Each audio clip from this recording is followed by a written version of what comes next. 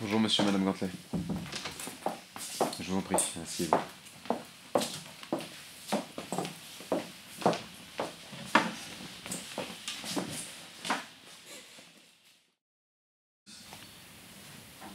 Je vous remercie d'avoir accepté de nous recevoir. Je vous en prie, que se passe-t-il exactement? Notre fils ne se sent pas très bien depuis son retour de classe verte il y a 15 jours et on aimerait bien savoir ce qu'il a pu se passer exactement. Comme je vous l'ai expliqué, Timothée présente quelques signes de ce qu'on pourrait appeler introversion. Ce qui lui pose quelques soucis dans ses relations avec ses camarades. Notre fils a des vomissements. Il fait des cauchemars et le médecin ne trouve pas d'explication. Oui, je comprends tout à fait que cela vous inquiète. Est-ce que vous voulez qu'on envisage un rendez-vous avec la psychologue scolaire? Notre fils n'a pas de problème psychique. C'est un enfant timide, c'est vrai. Ce qui nous amène aujourd'hui concerne particulièrement ce monsieur.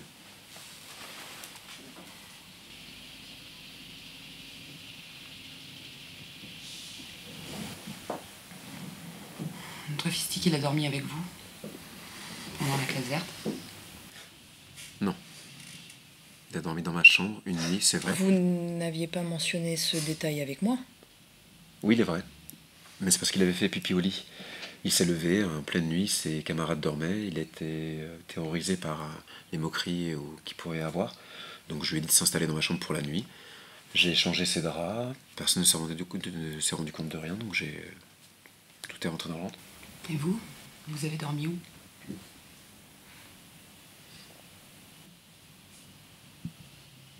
Qu'est-ce que vous insinuez? On n'insinue rien du tout. Est-ce que vous avez dormi avec mon fils? Oui ou non?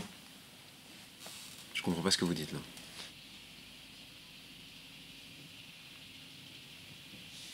Écoutez, je pense que tout ceci est un malentendu. Monsieur Michel a cru bien faire. Son geste était sans doute un peu maladroit, je le conçois, mais je pense tout de même que le mieux serait que nous prenions rendez-vous avec notre psychologue pour ce qui trouble Timothée. Je vous assure que son rapport est strictement professionnel. Vous avez des enfants? Oui monsieur, j'ai des enfants. Tous les jours de 8h30 à 16h30, j'ai 25 enfants. Des enfants gais, des enfants tristes. Des enfants à qui j'essaie de donner de l'attention, à qui j'essaie de donner de l'amour. De l'amour? Vous aimez mon fils? Timothée est un enfant particulier, plus sensible, plus délicat que les autres. Alors il est naturel que oui, je lui donne une attention plus particulière. Quelle particularité exactement? Et en quoi mon fils aurait besoin que son instituteur lui transmette de l'amour? Ce que monsieur Michel essaye sans doute de vous dire, c'est que son travail lui permet de porter un regard particulier sur les enfants dont il a la charge. Enfin, vous essayez de dissimuler des pratiques douteuses avec des mots académiques. Tout ça pour pas reconnaître que vous avez failli et que nos enfants sont en danger sous votre responsabilité. Écoutez, Madame Gantelet, je conçois tout à fait que vous puissiez vous alarmer. Je vais juste vous demander de garder votre calme et de ne pas tirer de conclusions hâtives. Ce que monsieur Michel essaie de vous expliquer... Non, Geneviève, ce que j'essaie de dire, c'est que j'aime ce que je fais, et oui, je vois pas ce qu'il y a de mal à ça.